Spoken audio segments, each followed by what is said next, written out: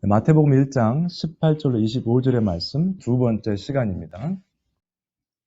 지난주에 저희가 이 본문을 묵상하면서 결론을 우리가 하나님 여호와의 선하심을 맛보았다면 그 말씀을 사모하는 어린아이와 같이 살아갈 것이다 결론을 내렸었습니다. 그래야만 우리가 하나님 앞에 피할 수 있는, 하나님을 의지할 수 있는 사람들이 될 것입니다. 기억하시고요. 오늘은 예수 그리스도의 탄생 두 번째 시간으로 지난주에 봤던 본문이 22절, 23절 그렇죠? 선지자로 말씀하신 것을 이루려 하심이니 하면서 이사야서의 말씀이 인용된 것을 묵상했고요. 그 다음에 21절에 아들을 낳으리니 이름을 예수라 하라. 이는 그가 자기 백성을 그들의 죄에서 구원할 자이심이라. 자기 백성이란 부분에 대해서도 말씀을 상고해 보았었습니다. 오늘은 조금 힘든 주제일 수 있지만은 죄에서 구원하는 게 무슨 뜻인가? 특별히 죄란 무엇인가에 대해서 조금 상고해 보도록 하겠습니다. 이 내용을 한 번에 사실은 커버할 수는 없습니다. 워낙에 방대한 내용이기 때문에 그러나 죄에 대한 것을 먼저 이해를 하셔야 구원에 대한 감사와 감격이 오게 되어 있습니다. 죄에 대한 이해가 되지 않으면 구원에 대한 감사가 따라올 수 없겠죠. 성경 전체를 보시면은 창세기부터 요한계시록까지 죄에 대한 내용이 계속 등장합니다. 일반적으로 사람들이, 신학자들이 말하는 것은 창세기부터 요한계시록까지 1189장이 있다. 그 중에서 딱 4장에만, 성경책의 4장에만 죄에 대한 내용이 없습니다. 창세기 1장과 2장은 천지 창조에 관한 내용이기 때문에 죄에 대한 내용이 없어요. 요한계시록 21장, 22장, 마지막 끝나는 2장은 새하늘, 새 땅, 그리고 새 예루살렘에 관한 내용이기 때문에 죄에 대한 내용이 안 나옵니다.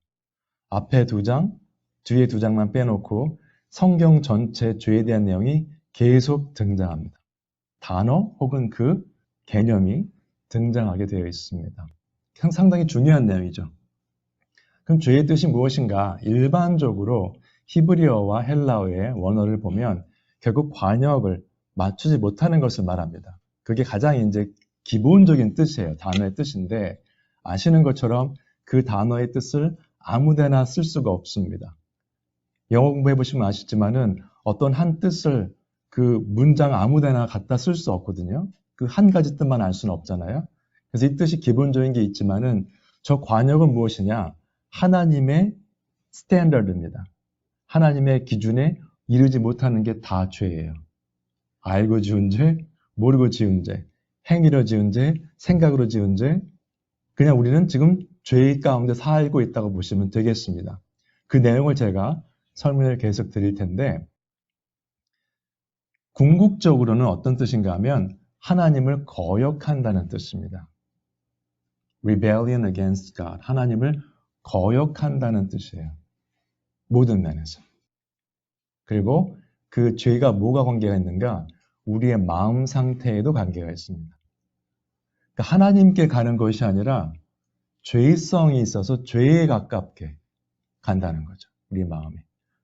좋은 생각을 하지 않고 안 좋은 생각을 하는 거예요. 그게 죄입니다. 생각이 바르지 않으면 행동도 바르지 않게 나오겠죠.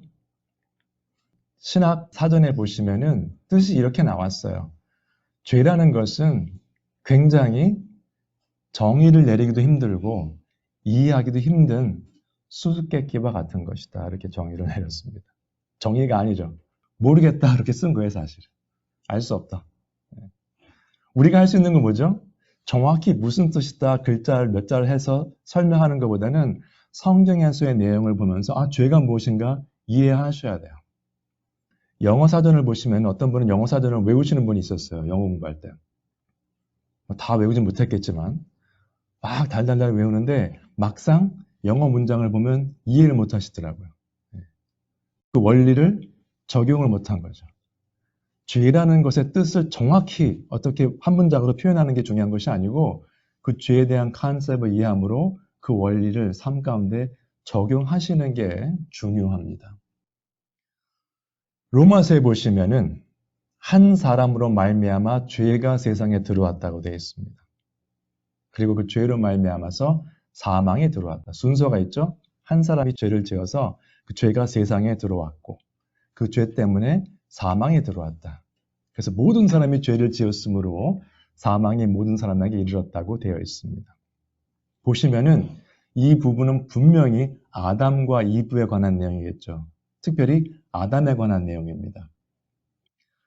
창세기 2장 16절부터 17절을 보시면은 저희 같이 한번 읽으시죠. 그 박스에 있는 거. 시작. 동산 각종 나무의 열매는 내가 임으로 먹되 선악을 알게 하는 나무의 열매는 먹지 말라. 내가 먹는 날에는 반드시 죽으리라 하시니라. 누구한테 하신 말씀이십니까? 하나님께서. 아담에게 말씀하셨죠. 근데 반드시 죽는다고 했는데 선악과의 사건을 보시면 그 자리에서 죽지 않았거든요. 그 부분도 제가 설명 좀 해드릴게요.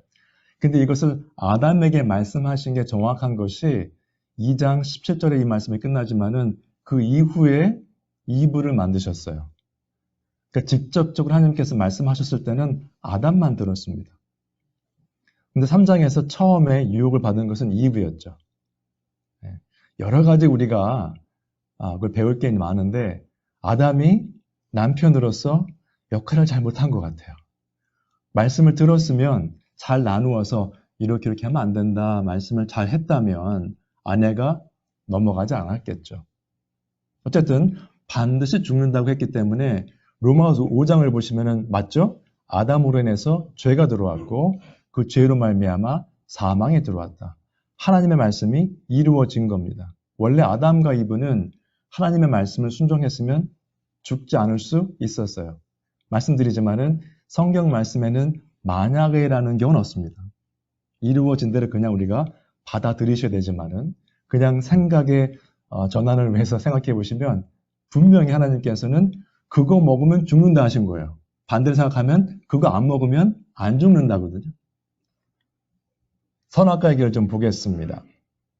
여자가 그 나무를 본즉 먹음직도 하고 보암직도 하고 지혜롭게 할 만큼 탐스럽기로 한 나무인지라. 여자가 그 열매를 따먹고 자기와 함께 있는 남편에게도 주매 그도 먹은지라. 자기와 함께 있는 남편이라고 했는데 이 부분을 이제 해석의 여지가 많이 있습니다만 직접적으로 문맥적으로 보면 바로 옆에 있었던 걸로 볼 수도 있어요. 아담이 참 별로 그렇게 생각이 고든 사람이 아니었던 것 같아요. 하나님이 죽는다고 했으니 한번 보자 어떻게 되나. 안 죽었네 나도 먹자 한 것 같아요. 이 분위기상 그렇죠? 그런데 보시면은 세 가지가 나옵니다. 먹음직도 하고 보암직도 하고 지혜롭게 할 만큼 탐스럽기도 한 나무였다. 지혜롭게 한다는 건 무슨 뜻이었죠? 사탄이 이렇게 말을 했죠. 이거를 먹으면 눈이 밝아져서 하나님처럼 될 거다. 그냥 사람으로 이렇게 피조물로 할 게 아니라 하나님처럼 될 거라는 거죠. 먹음직도 한 건 뭡니까? 우리가 늘 생각하시는 거. 육신의 정력이죠. 우리가 원하는 거죠. 보암직도 하고 보기에 좋았어요. 안목의 정력입니다. 그 다음에 지혜롭게 할 만큼 탐스럽기를 한 거. 하나님처럼 되겠다. 뭡니까? 이 세상에 자랑할 거리입니다. 이 세 가지가 다 요한 1서에 나오죠. 이 세상이나 세상에 있는 것들을 사랑하지 말라. 누구든지 이 세상을 사랑하면 아버지의 사랑이 그 안에 있지 아니하니 이는 세상에 있는 모든 것이 육신의 정력과 안목의 정력과 이생의 자랑이니 다 아버지께로부터 온 것이 아니요 세상으로부터 온 것이라.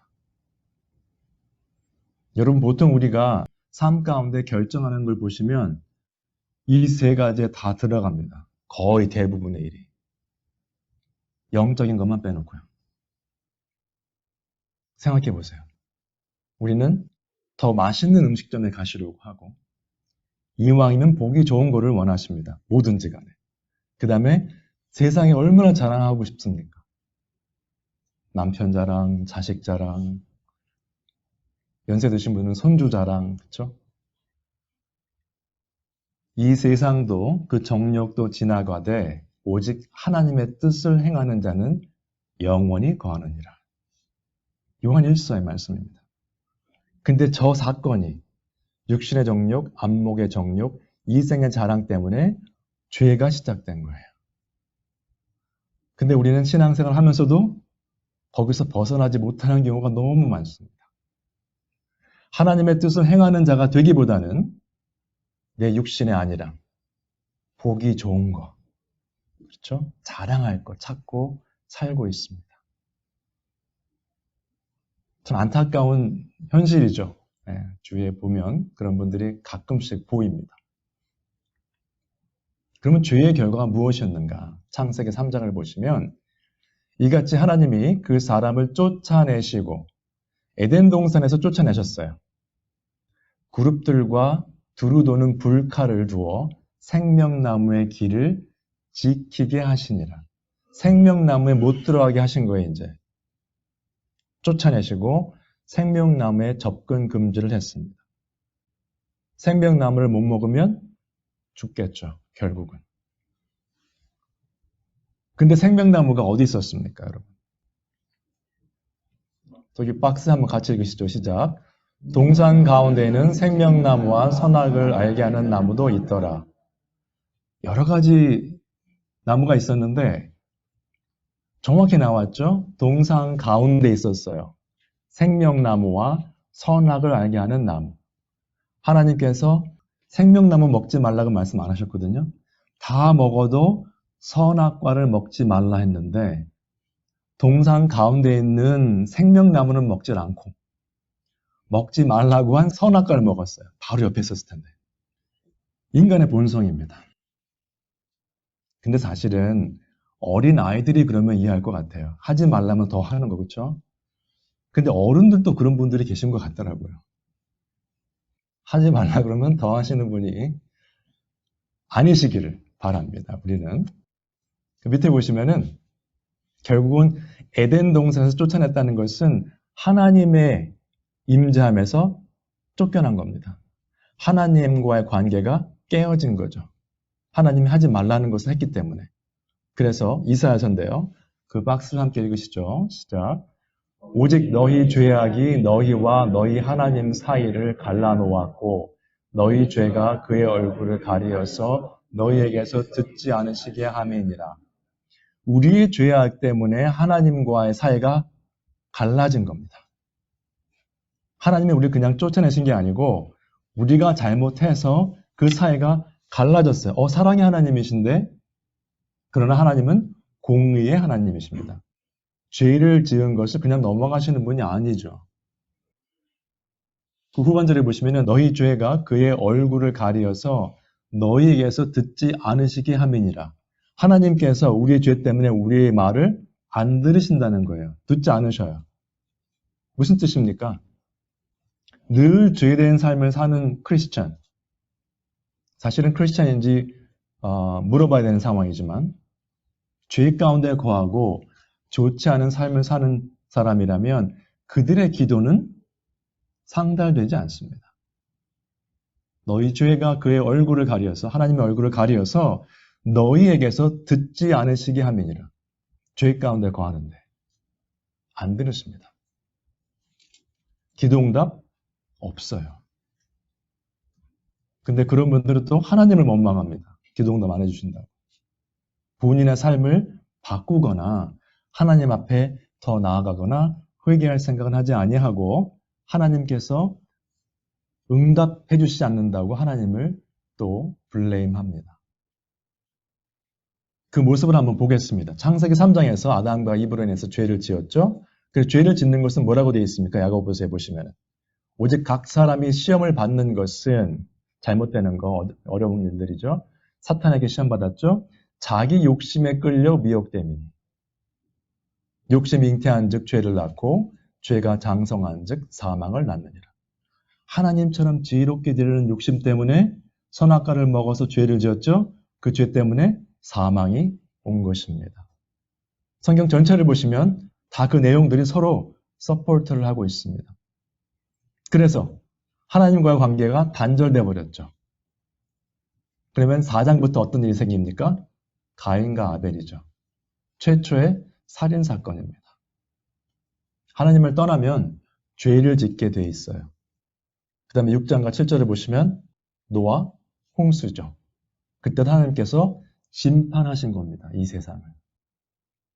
계속 그런 식으로 간 거예요. 근데 또 창세기 11장 보시면은 바벨탑의 사건이 있습니다. 보통 일반적으로 우리가 생각할 때 바벨탑만을 생각하시는데 먼저 보시면 성읍과 탑이라고 돼 있어요. City and the Tower예요. 탑을 짓기 위해서는 사람들이 모여야 됩니다. 그래서 하늘에 닿게 하자, 그 탑을. 여기 보시면은 한어에는 잘 나와 있지 않습니다.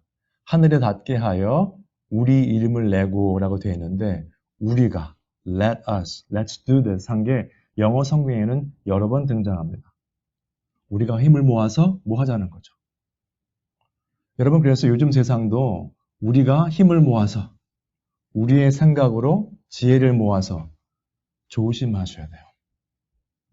하나님께서 주시는 지혜가 아니면 인간들이 모여서 하는 일은 대부분의 경우에 성경 말씀과 반대되는 경우가 많습니다. 그거를 분별하시려면 성경 말씀을 잘 아셔야 돼요. 세상에서는 사람들을 위해서 한다고 하는데 성경 말씀과 반대로 가면 어떻게 됩니까? 우리는 no 하셔야 돼요. no. 저희 직장에서도 지금 동성연애자들에 관한 것 때문에 그분들에 대한 어떤 인권 이런 것을 가지고 저희가 클래스도 들어야 되고요. 그 모임에 참석을 해서 그들의 프레젠테이션을 들어야 됩니다. 그분들을 정죄하는 게 아니고요. 그 컨셉, 그 삶의 모습에 대해서 저희는 동의할 수가 없어요. 예를 들어서 그분들의 인권을 존중하자. 그러면 도둑질을 하는 사람들, 살인자들의 인권을 존중하자. 맞습니다. 인권 존중해야죠. 그들의 모임에 있으면 갈 수 있어요. 그러나 그들의 행위를 정당화할 수는 없습니다. 살인도 죄죠. 도적질도 죄입니다. 동성연애도 성경에는 죄로 되어 있어요. 그분들을 정죄하는 게 아니라 그 행위 자체를 우리는 accept 할 수는 없습니다. 살인한 것을 용서는 할 수 있지만 살인을 오케이라고 할 수는 없어요. 똑같은 컨셉입니다. 그분들을 미워하는 게 아니에요. 성경에 나온 죄를 우리는 인식하고 죄라고 말하는 것뿐입니다. 근데 세상에는 어떻게 하죠? 세상에서는 편협하다. 크리스천들은 왜 그런 사람들을 미워하는가? 미워하는 거 아니에요. 성경에 나온 대로 말씀을 드리는 것뿐입니다. 마찬가지예요. 사람들이 모여서 바벨탑을 짓자 해서 하나님께서 또 그들을 흩으셨죠. 하나님께서 원하시는 하나됨, 모여서 힘을 쓰는 것은 교회가 첫 번째입니다. 교회는 왜냐하면 하나일 수밖에 없어요. 그리스도의 지체이기 때문에. 제 몸이 하나죠. 제 몸이 여러 개고 다 분리됐으면 어떻게 될까요? 좀 이상한 거죠, 이거는. 한 몸이어야 되는데 교회입니다. 그 생각하셔야 돼요.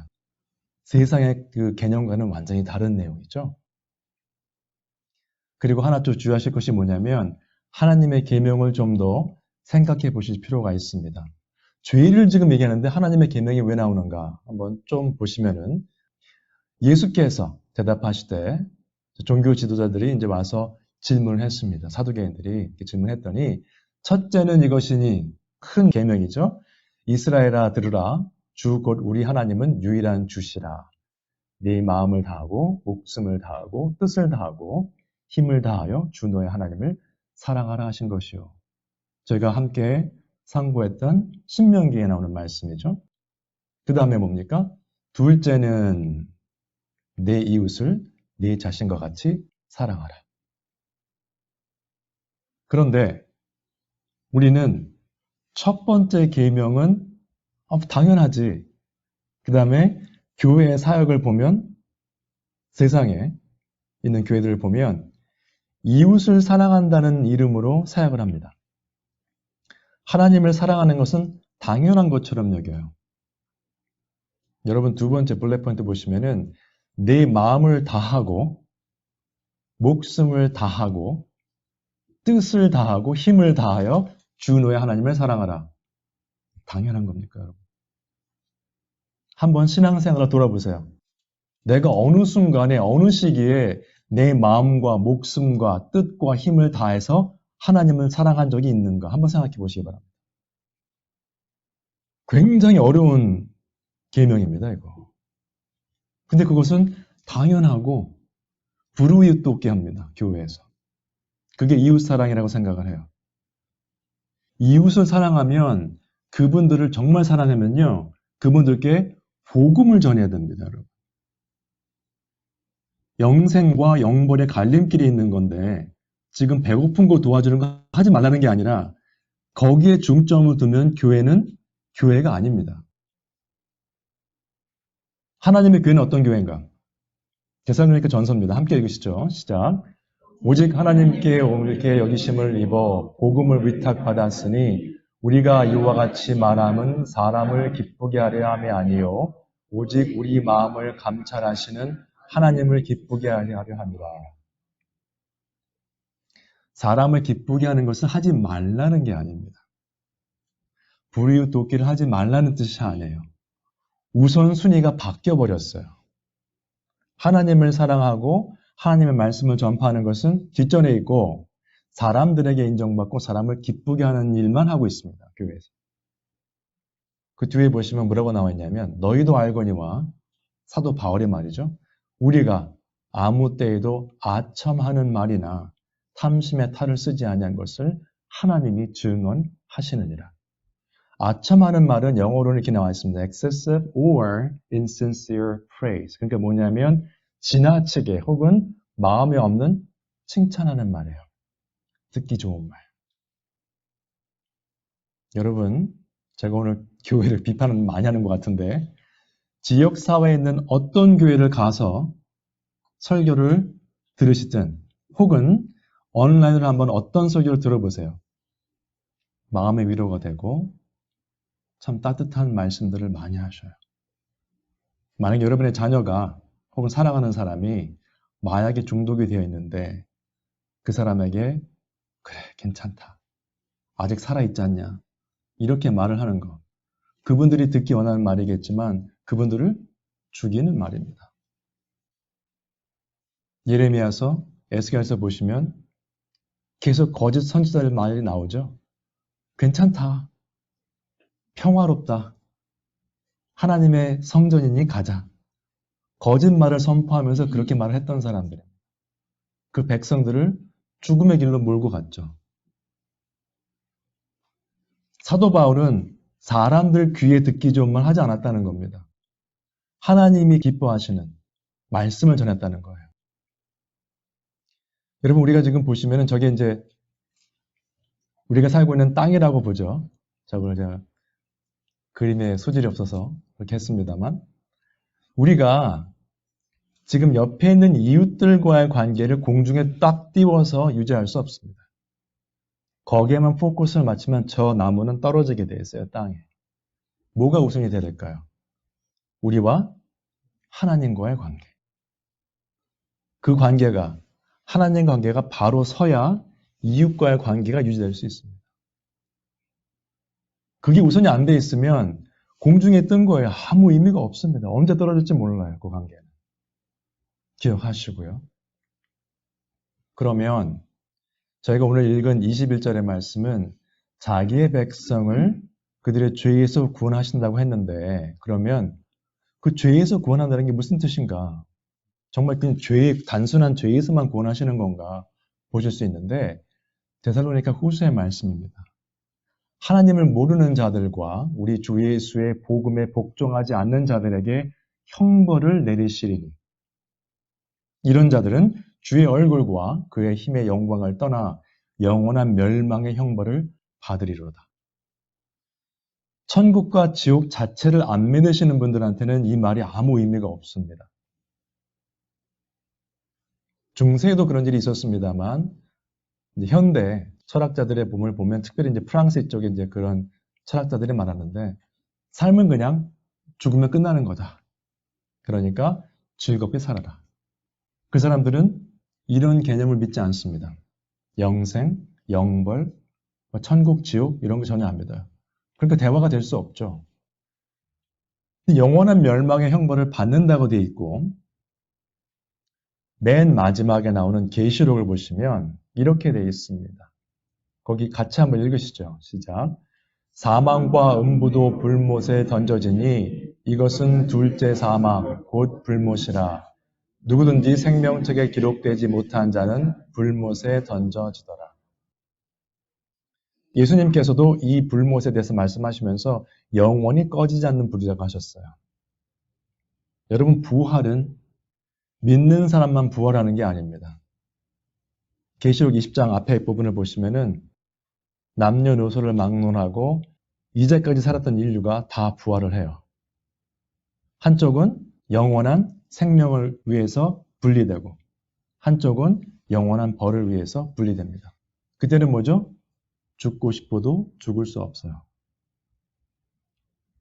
그 고통 속에 벌을 받는 것이 멸망의 형벌, 영원한 불못의 둘째 사망이라는 개념입니다.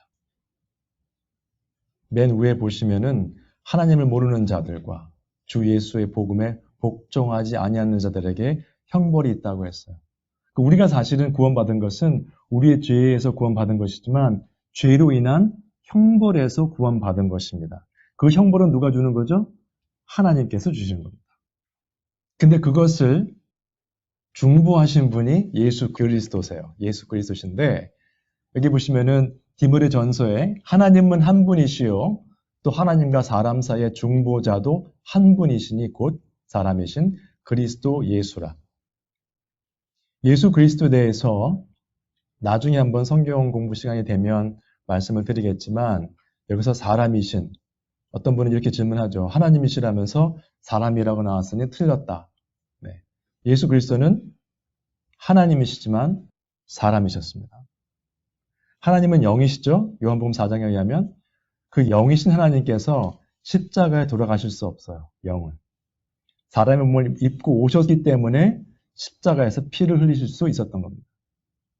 좀 신학적인 내용이기 때문에 그것은 나중에 기회가 되면 자세히 말씀을 드리고요. 그가 모든 사람을 위하여 자기를 대속물로 주셨으니 기약에 이르러 주신 증거니라. 중보자의 뜻이 무엇인가? 간단하게 성경 서전에 보시면은 누군가 두 사람 중간에 서 있는 사람이에요.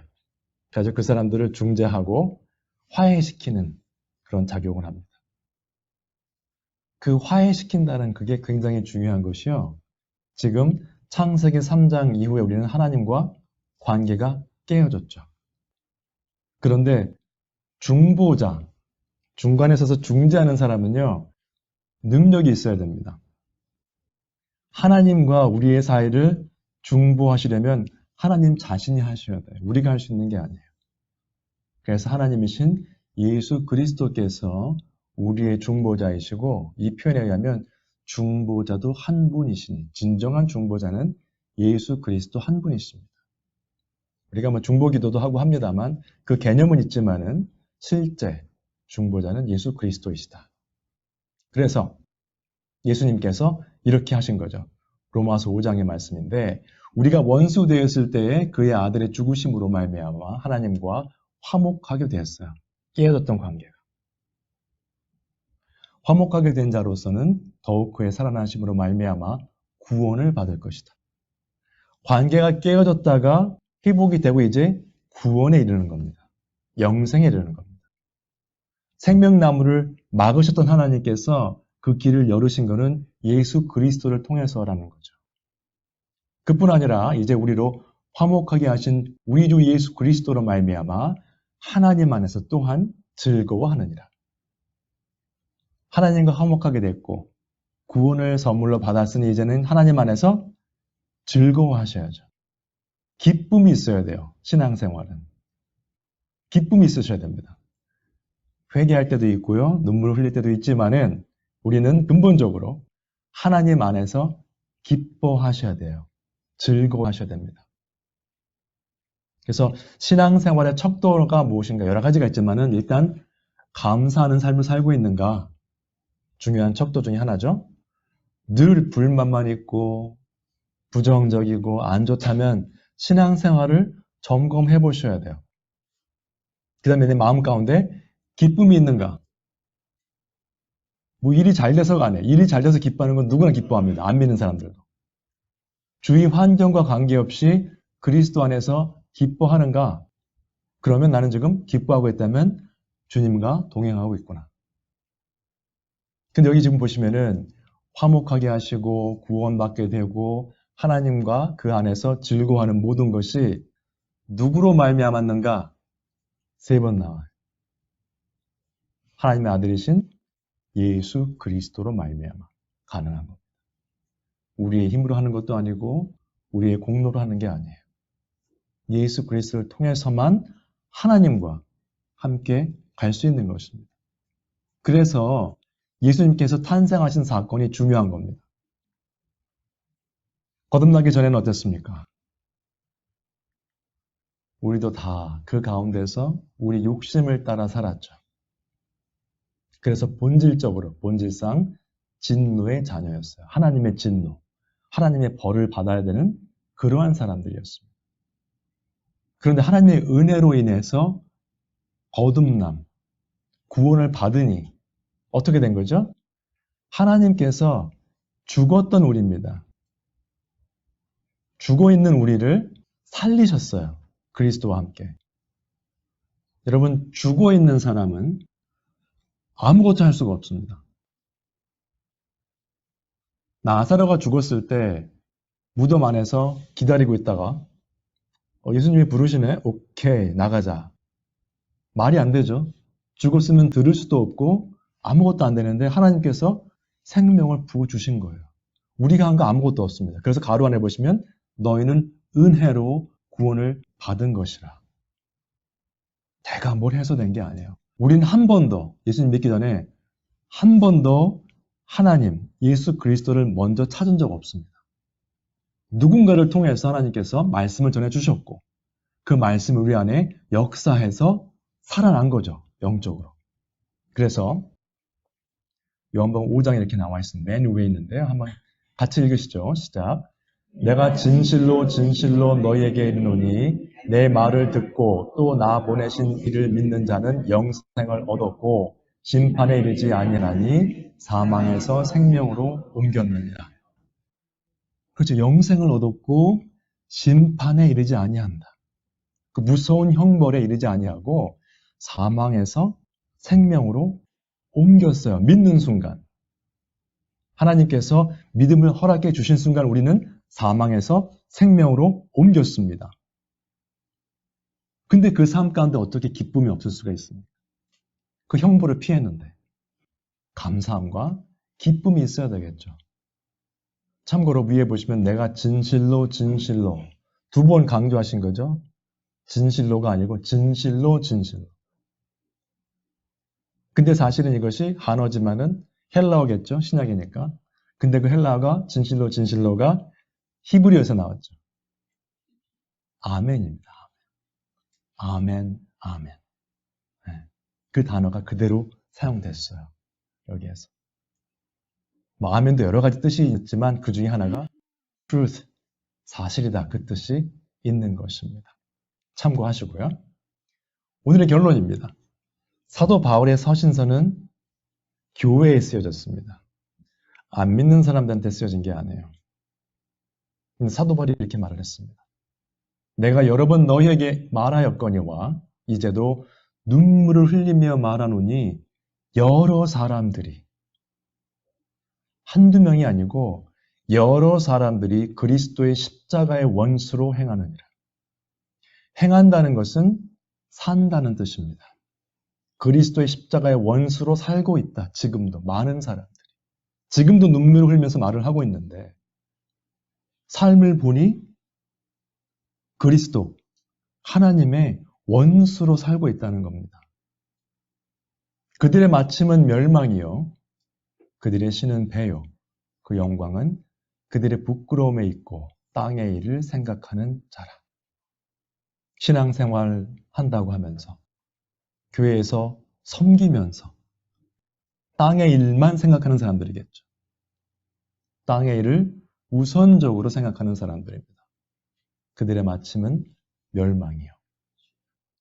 여러분 우리가 구원받았다면 다릅니다. 근데 우리의 삶이 다른 이유가 세상적으로 볼 때는 좀 어리석은 게 많아요. 이거 잡으면 분명히 가질 수 있는데 안 가져요. 그냥 렛고 합니다. 손해보는 것 같은 삶을 사는 거예요. 어떻게 보면. 고린도전서 15장에 이렇게 나와 있습니다. 이것이 이제 부활에 관한 내용을 설명하는 부분인데요. 그 박스를 같이 한번 읽으시죠. 시작. 만일 그리스도 안에서 우리가 바라는 것이 다만 이 세상의 삶뿐이면 모든 사람 가운데 우리가 더욱 불쌍한 자이리라. 그리스도 안에 살면서 영생에 관한 거, 영에 관한 거, 우리 크리스찬들에 관한 거, 예수 그리스도의 몸된 지체, 교회에 관한 거 관심이 없고 이 세상의 삶에 관한 것만 관심이 있다면 이 세상 모든 사람 가운데 더욱 불쌍한 자라는 겁니다. 교회에 다니니까 세상 사람처럼 마음대로 놀지도 못해요. 막 걸리거든요, 마음에. 하고 싶은 거 마음대로 못합니다. 하고 싶은데. 근데 그리스도 안에 있고 하나님을 믿는 사람들은요, 그 생각들이 다 이렇게 좀 없어져야 돼요. 그러니까 세상에서 볼 때 바보 같죠.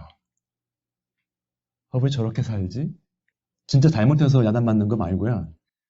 세상 사람과 다르다. 왜 이렇게 사니? 그 말을 들으시면 할렐루야 하시기 바랍니다. 아, 내가 그리스도 예수를 닮아가는 삶을 살고 있구나. 조금이나마. 감사하셔야 돼요. 그래서 그들의 마침은 멸망이고 땅의 일을 생각하는 사람들이고 눈물로 말을 하는데 그렇게 사는 사람들이 많다. 그러면서 사도 바울이 한 말이 이겁니다. 그러나 우리의 시민권은 하늘에 있는지라. 땅에 있는 게 아니라는 겁니다. 거기로부터 구원하는 자, 곧 주 예수 그리스도를 기다리노니라고 말했어요. 여러분, 빌립보 교회가 문제도 좀 있었습니다만 상당히 모범적인 교회였습니다. 근데 그 교회 빌립보서에 나와 있는 내용이에요. 아직도 예수 그리스도의 십자가의 원수로 사는 사람들이 많다. 저희 교회는 시민권이 하늘에 있다는 것을 기억하셔서 예수 그리스도 구원자시잖아요. 그 백성을 죄에서 구원하시는 예수 그리스도를 믿으시고 땅의 것만 생각하지 마시고요. 하나님 일을 생각하시면서 하나님 안에서 그리스도 예수로 말미암아 기뻐하시는 그러한 삶을 계속 누리시는 우리 모두가 되시기를 주님의 이름으로 축원드립니다.